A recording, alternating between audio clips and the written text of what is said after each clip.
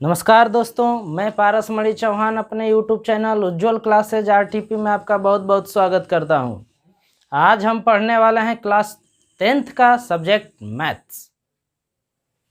Chapter first ही है, लेकिन आज हम एक्सरसाइज 1.3 पढ़ेंगे हम लोग।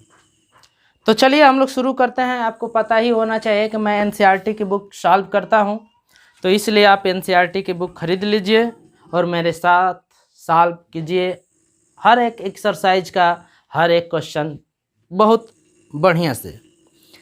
चलिए तो प्रश्नावली 1.3, इससे पहले वाले लेक्चर में मैंने बता दिया था कि कर्ण में दो अपरिमेय संख्या कैसे है, उसको प्रूफ मैंने किया था। ऐसे ही मैं प्रूफ कर सकता हूं कि कर्ण में 3 अपरिमेय संख्या कैसे है, लेकिन कर्ण में 3 को मैं प्रूफ न करके कर्ण में 5 को प्रूफ कर रहा हूं। क्यों? क्योंकि आपके एक्सरसाइज में यही सवाल दिया है।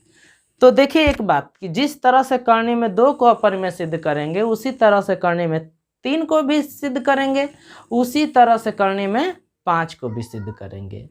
तो मैं आपको सुविधा के लिए, थोड़ा कोर्स आगे जाने के लिए, जल्दी से ख़त्म करने के लिए 3 को मैं छोड़ देता हूँ। कर्ण में 3 को, 2 का मैंने बता दिया है, अब कर्ण में 5 को मैं बता देता हूँ।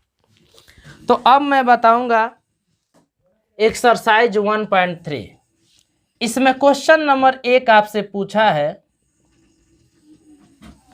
क्वेश्चन नंबर 1 पूछा है कि सिद्ध कीजिए कि कर्ण में 5 एक अपरिमेय संख्या है। ये कह रहा है सिद्ध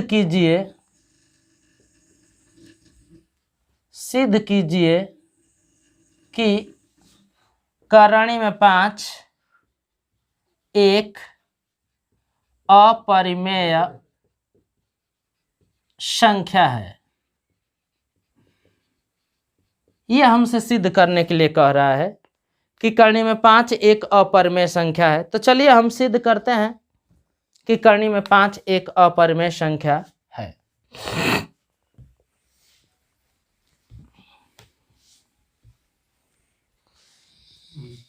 तो चलिए सॉल्यूशन इसका देखिए कि कर्ण में 5 अपरिमेय संख्या कैसे है, ये हम लोग सिद्ध करते हैं।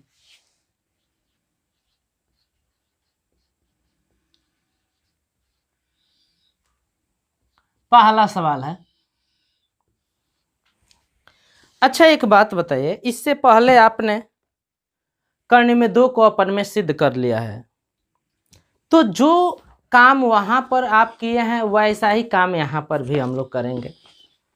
जिस विधि से हम लोग सिद्ध कर रहे हैं उसको क्या बोलते हैं?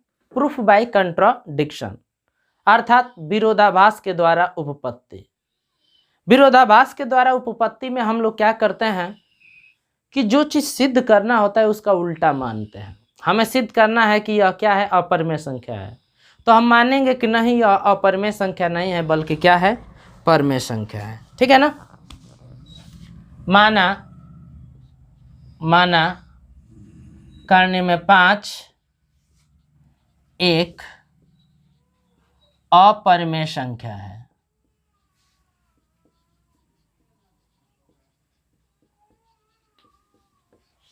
तो आपने क्या किया कि मान लिया कि कर्ण में 5 क्या है? अपरिमेय संख्या है। जब कर्ण में 5 आपने अपरिमेय संख्या माना है तो इसको P/Q के रूप में लिखा जा सकता है। तब कर्ण में 5 को P/Q के रूप में प्रदर्शित कर सकते हैं।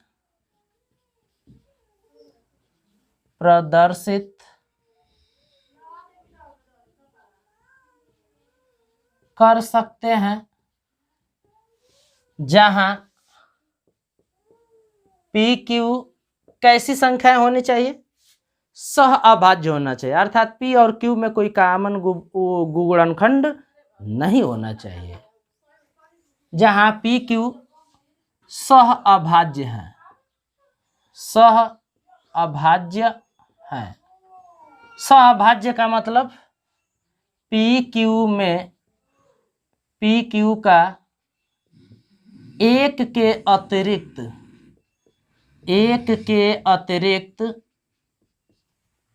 कोई अन्य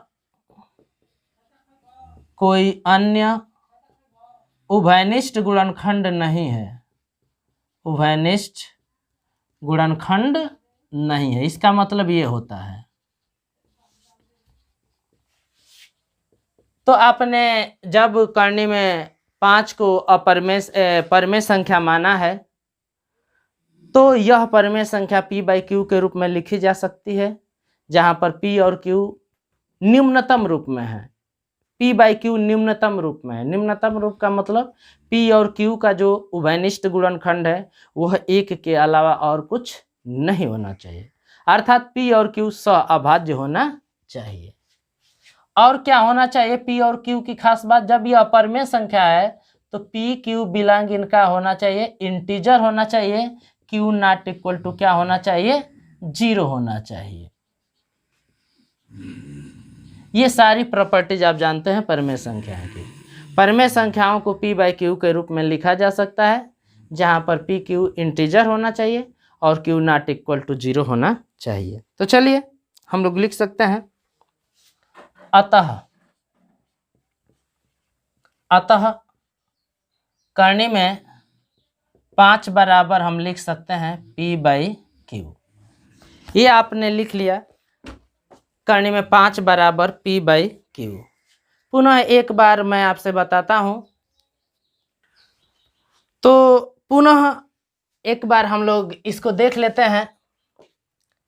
करनी में 5 को हमें सिद्ध करना है कि अपरमेय है, तो हम अपरमेय नहीं मानेंगे, परमेय मानेंगे, ठीक है ना, क्योंकि हम लोग पढ़ रहे हैं प्रूफ बाई कंट्राडिक्शन, विरोधाभास के द्वारा उत्पत्ति।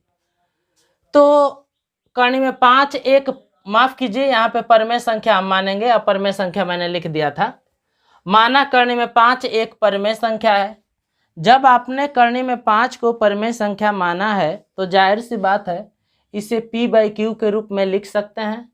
p q का होना चाहिए, सह अभाज्य संख्याएं होना चाहिए, अर्थात p q का 1 के अतिरिक्त कोई अन्य उभयनिष्ठ गुणनखंड नहीं होना चाहिए, p q पूर्णांक होना चाहिए, q नॉट इक्वल टू 0 होना चाहिए।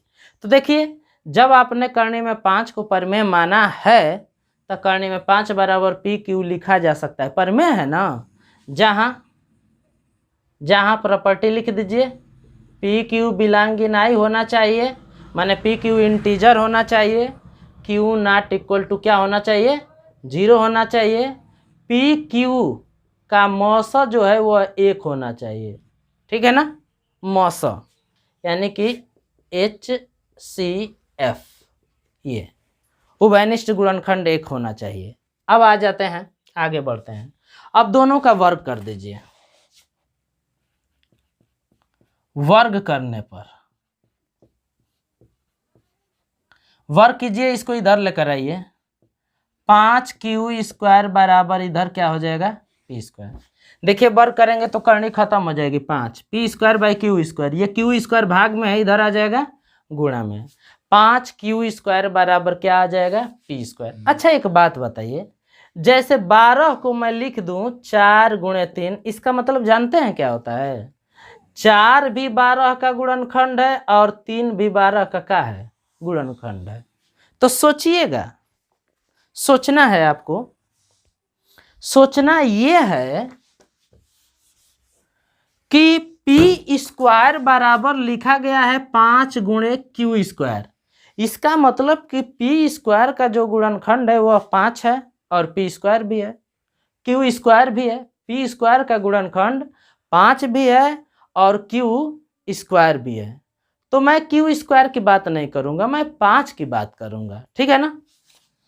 यहां से स्पष्ट है, अतः 5 p² का गुणनखंड है और 5 एक अभाज्य संख्या है, एक अभाज्य संख्या है। देखा आपने, 5 जो है p² का क्या है, एक गुणनखंड होगा और 5 एक क्या है, अभाज्य संख्या है। तो इसके बाद आपने एक प्रमेय पढ़ा होगा, आप प्रमेय पढ़े होंगे कि यदि एक अभाज्य संख्या हो और वह ए स्क्वायर को विभाजित करती है तो वह ए को भी विभाजित करेगी। तो 5 जो है पी स्क्वायर को विभाजित कर रहा है, अतः 5 किसको विभाजित करेगा? पी को भी विभाजित करेगा, विभाजित करेगा। विभाजित करने माने का गुणनखंड होना, अर्थात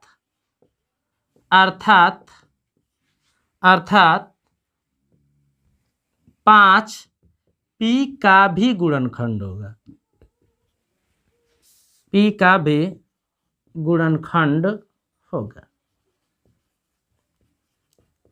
अच्छा एक बात बताइए, 5 पी का गुणनखंड है। जैसे एक बात बताइए, 4 जो है 12 का गुणनखंड है, तो जानते हैं 12 बराबर 4 गुणे कुछ लिखा जा सकता है। कोई संख्या किसी संख्या का गुणनखंड है तो उस संख्या को उस गुणनखंड के रूप में लिखा जा सकता है। जैसे यह 4 जो है 12 का गुणनखंड है, तो 12 को हम 4 गुणे कुछ और संख्या लिख सकते हैं। इसी प्रकार एक बात बताइए कि जब 5 जो है पी का गुणनखंड है तो हम क्या कर सकते हैं? पी को 5 के रूप में लिख सकते हैं।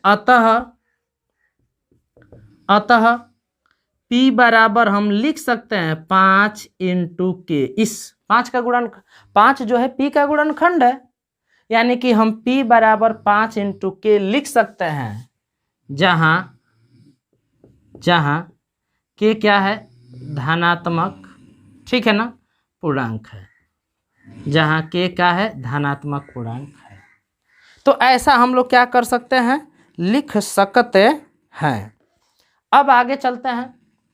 अब यह मान जो है इसमें रख देते हैं, समीकरण 1 में। अब मैं ऊपर से मिटाता हूं।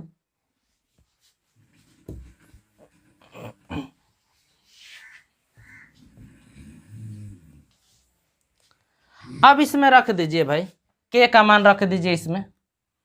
तो 5q स्क्वायर बराबर, इसमें रखिए पी स्क्वायर के जगह पर 5 के और स्क्वायर माने 25 के स्क्वायर माने 5 × 5 = 25, यानी कि 5 के स्क्वायर। अर्थात यहां से ये पता चल रहा है कि 5 जो है वह क्यू स्क्वायर का भी गुणनखंड है। अतः 5 क्यू स्क्वायर का गुणनखंड है।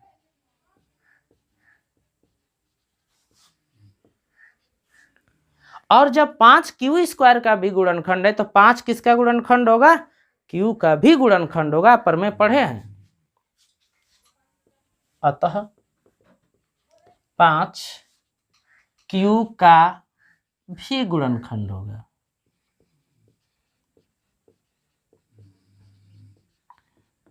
और जब 5 क्यू का भी गुणनखंड होगा तब तो बवाले हो गया।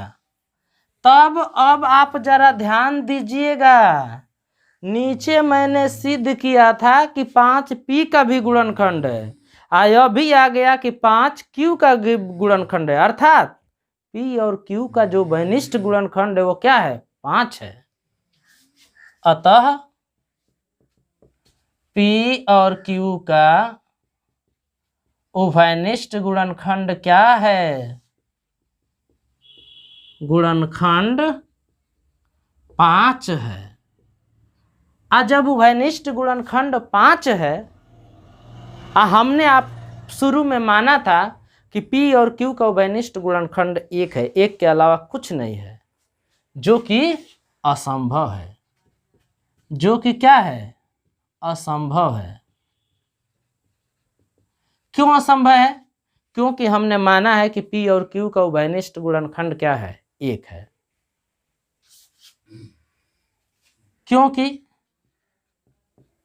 क्योंकि यह माना गया है कि HCF PQ बराबर 1, यानी P और Q का कॉमन गुणनखंड 1 है। ठीक है, तो जब कॉमन गुणनखंड 5 आ रहा है, इसका मतलब अतः हमारी कल्पना गलत है, गलत है कि करनी में 5 एक परिमेय संख्या है। हमने माना था कि P और Q का उभयनिष्ठ गुणनखंड 1 है। यहाँ पर आ रहा है P और Q का उभयनिष्ठ गुणनखंड 5 है। यह एक विरोध कर रहा है हमारे माने गए कथन का, और हमारे माने गए कथन का विरोध कर रहा है, तो इसका मतलब यह है कि हमने जो माना है वही गलत माना है, तभी यह विरोधाभास आ रहा है। तो हमने माना है कि करनी में 5 एक परिमेय संख्या है, ये हमने माना है और यही हमने गलत माना है। तो सही क्या होगा? अतः करनी में 5 एक अपरिमेय संख्या है, यही सही होगा। करनी में 5 एक क्या होगा? अपरिमेय संख्या होगी। तो मैंने आपको सिद्ध करके बताया कि करनी में 5 कैसे अपरिमेय संख्या है। अब मैं आगे बढ़ता हूं, क्वेश्चन नंबर 2 की तरफ चलता हूं। क्वेश्चन नंबर 2 को व्हाइट बोर्ड पर लिखूंगा, उसके बाद मैं सॉल्व करूंगा। देखिए क्वेश्चन नंबर 2 बहुत अच्छा सवाल पूछा है। क्वेश्चन नंबर 2 लिखा क्या है कि सिद्ध कीजिए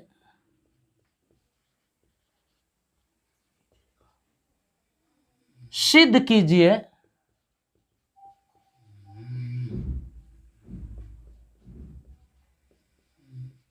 सिद्ध कीजिए 3 + 2√5 एक अपरिमेय संख्या है।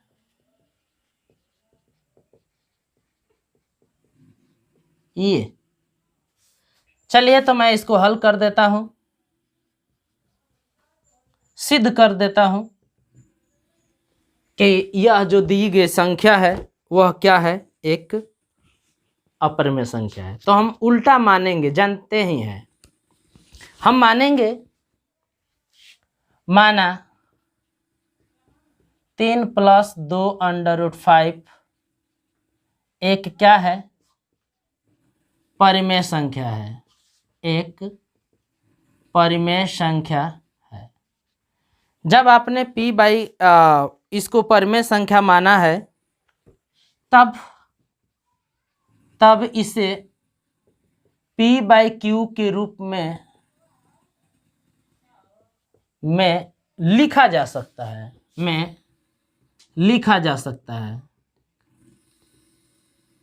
सकता है, जहां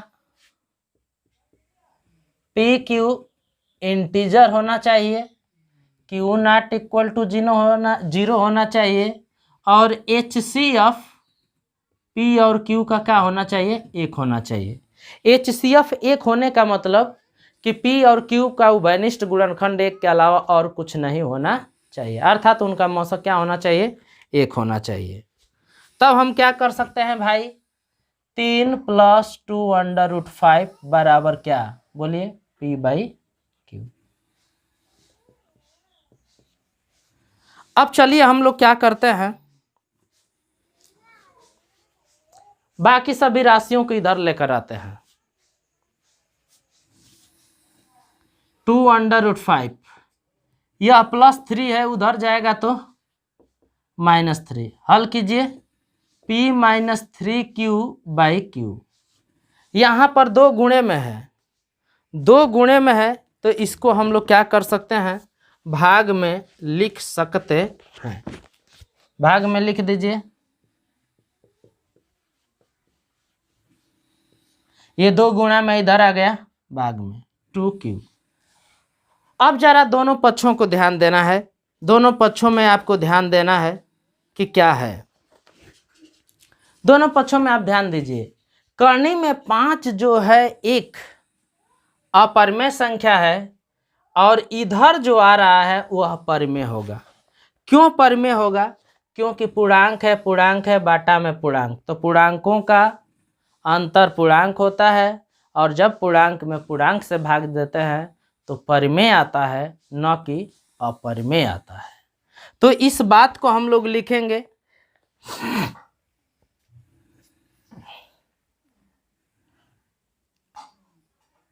P और Q पूर्णांक है,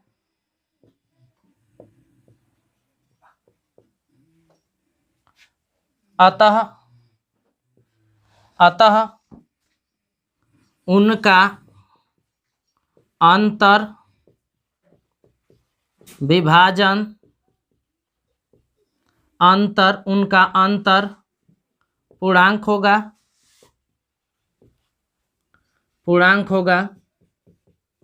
पूर्णांकों का विभाजन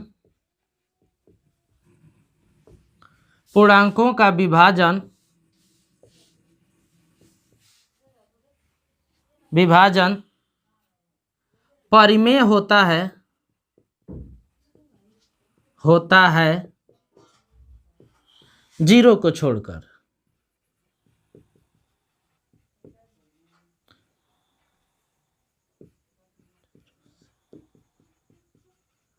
होता है पूर्णांकों का विभाजन क्या होता है? परिमेय होता है। अतः P-3Q बटा 2Q ये कैसी संख्या होगी? परिमेय संख्या होगी, क्योंकि अंतर परिमेय होता है। जब ऊपर परिमेय है, नीचे भी अंतर पर पूर्णांक होता है। ये पूर्णांक है और ये भी पूर्णांक है, पूर्णांक में पूर्णांक से भाग देते हैं तो हाँ गारंटी है कि परिमेय आएगा। तो ये आपका परिमेय संख्या हो गया, यानी कि इधर राइट हैंड साइड आपका परिमेय संख्या हो गया। ठीक है, तो लेफ्ट हैंड साइड भी क्या होना चाहिए? परिमेय होना चाहिए। चूंकि राइट हैंड साइड परिमेय है,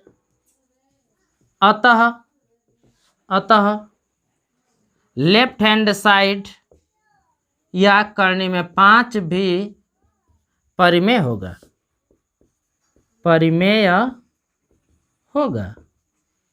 क्यों परिमेय होगा भाई? क्योंकि ये दोनों संख्याएं बराबर है, तो आप जानते हैं कभी भी परिमेय संख्या अपरिमेय संख्या के बराबर नहीं हो सकती। तो यह परिमेय है, ये अपरिमेय है, तो ये जब परिमेय है तो इसको भी परिमेय होना चाहिए। यहां से ये आ रहा है कि जब आपका राइट हैंड साइड परिमेय है तो लेफ्ट हैंड साइड भी परिमेय होना चाहिए, यानी कि करनी में 5 भी परिमेय होना चाहिए, जो कि असंभव है।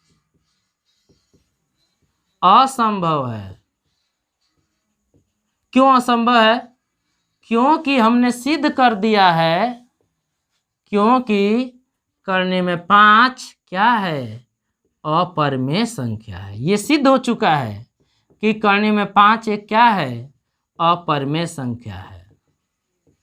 तो यह विरोधाभास क्यों आ रहा है कि करने में 5 एक परिमेय है? क्योंकि हमने गलत माना ही है, हमारी मान्यता ही गलत है। अतः हमारी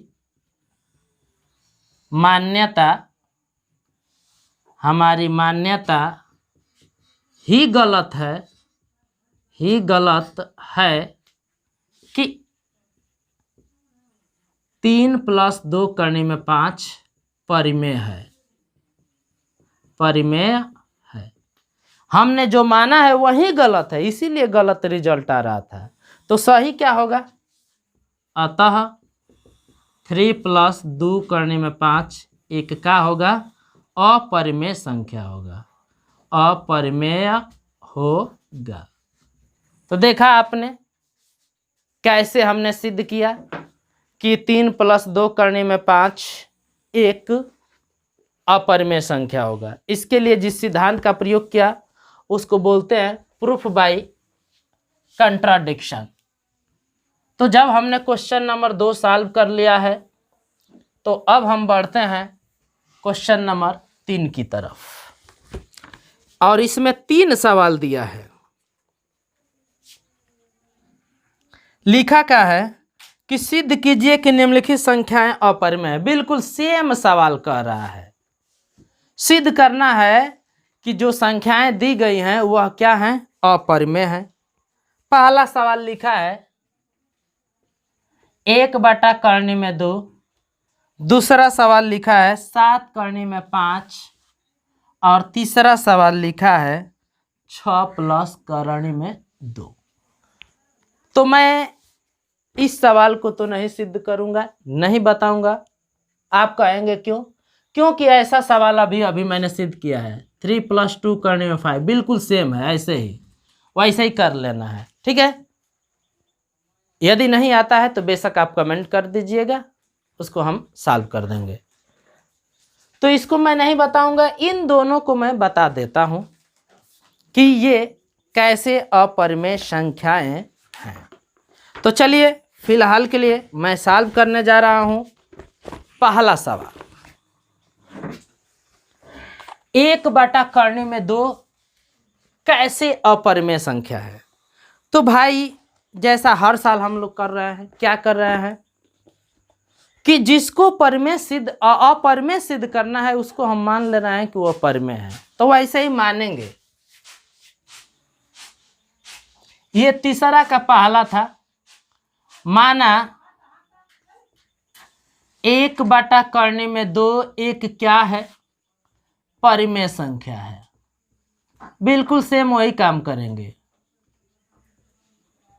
संख्या है। जब हमने मान लिया है कि 1/2 क्या है, परिमेय संख्या है, तो बिल्कुल वही काम।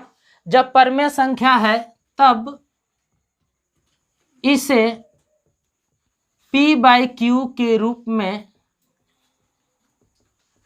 में लिखा जा सकता है, लिखा जा सकता है और लिखा ही जा सकता है। और P और Q ये पूर्णांक होना चाहिए, Q 0 नहीं होना चाहिए। PQ का जो मौसा है HCF जो है वह क्या होना चाहिए, 1 होना चाहिए। क्यों 1 मान रहे हैं? क्योंकि हम लोग जो परिमेय संख्या माने हैं वह निम्नतम रूप में है। कोई परिमेय संख्या निम्नतम रूप में कब होती है? जब उनके अंश और हर का HCF 1 होता है तब। चलिए, तब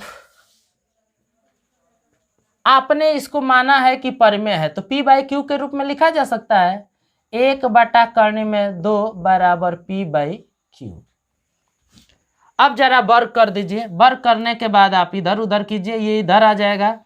Q² वर्ग किया है आपने, Q² बराबर ये इधर आ जाएगा 2P²। आपने क्या किया है?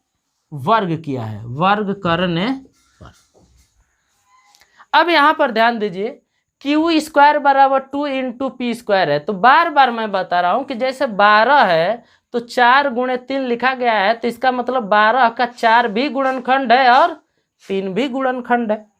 तो यहां से ये पता चल रहा है कि Q² का गुणनखंड P² भी है और 2 भी है। तो P² की हम बात नहीं करेंगे, 2 की बात करेंगे, क्योंकि हमारा 2 से ही काम चल जाएगा। इसका मतलब ये हुआ, अतः 2 Q² का गुणनखंड है, गुणनखंड है।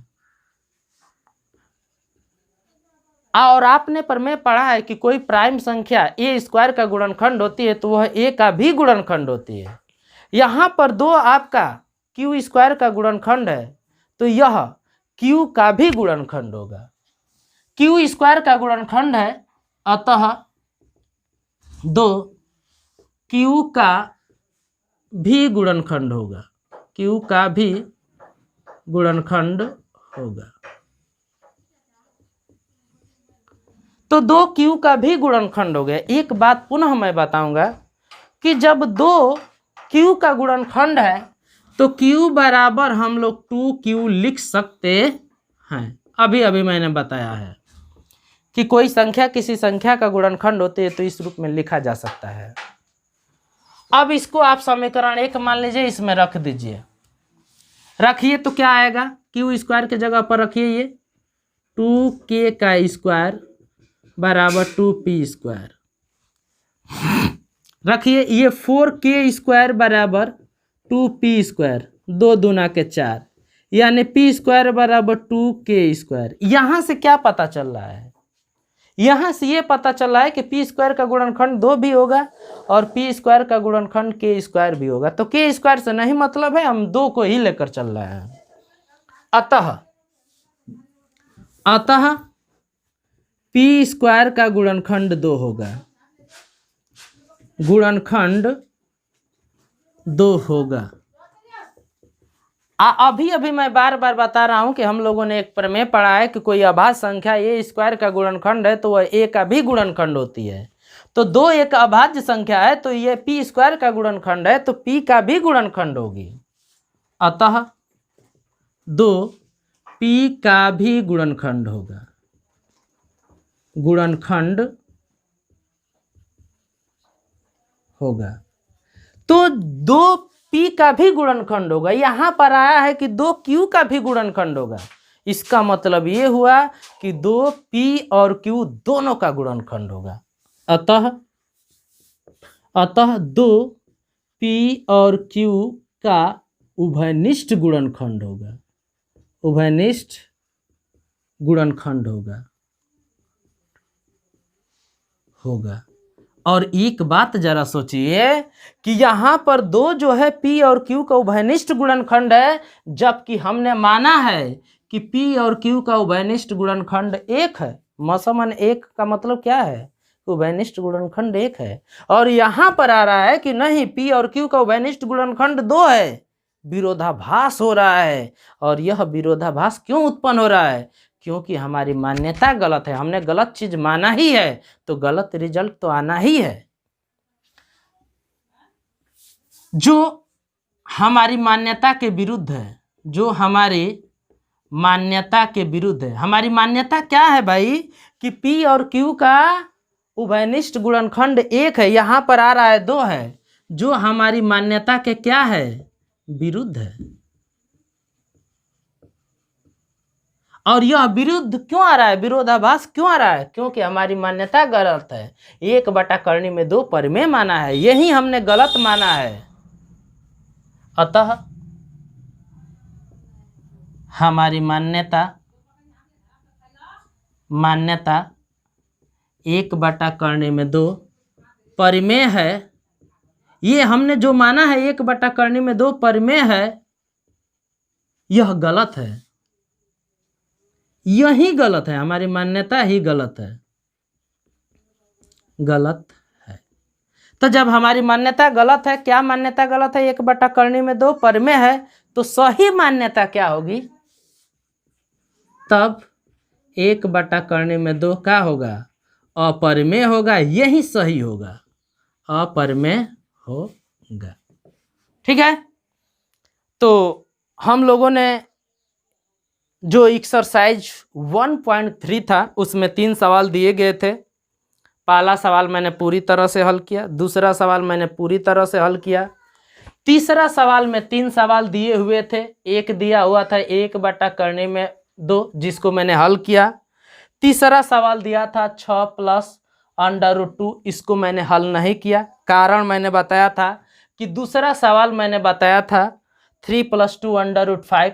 ये बिल्कुल सेम सवाल हैं, सेम नहीं बल्कि सिमिलर, एक ही जैसे सवाल हैं, इसलिए मैंने इसको छोड़ा है। इसको मैंने छोड़ा है। आप बेशक कमेंट करके बता सकते हैं तो मैं सॉल्व कर दूंगा। एक और सवाल है 7 √5। ये भी सवाल बिल्कुल सेम प्रोसेस है। किसी भी संख्या को अपरिमेय सिद्ध करना है तो बिल्कुल सेम प्रोसेस यही अपनाएंगे इन सब सवालों के लिए। तो मुझे उम्मीद है कि आप इसे भी सवाल को क्या करेंगे? सेल्फ स्टडी के द्वारा, सेल्फ प्रैक्टिस के द्वारा इसको भी आप सॉल्व करने की कोशिश करेंगे। तो बस आज के इस लेक्चर में बस इतना ही। पुनः मैं आपसे निवेदन करता हूं कि हमारा YouTube चैनल उज्ज्वल क्लासेज RTP को आप सब्सक्राइब करें, इसे अपने दोस्तों में ज़्यादा से ज़्यादा शेयर करें और हमारी कमियों को, अपनी कठिनाइयों को कमेंट करके हमें ज़रूर बताएं। धन्यवाद।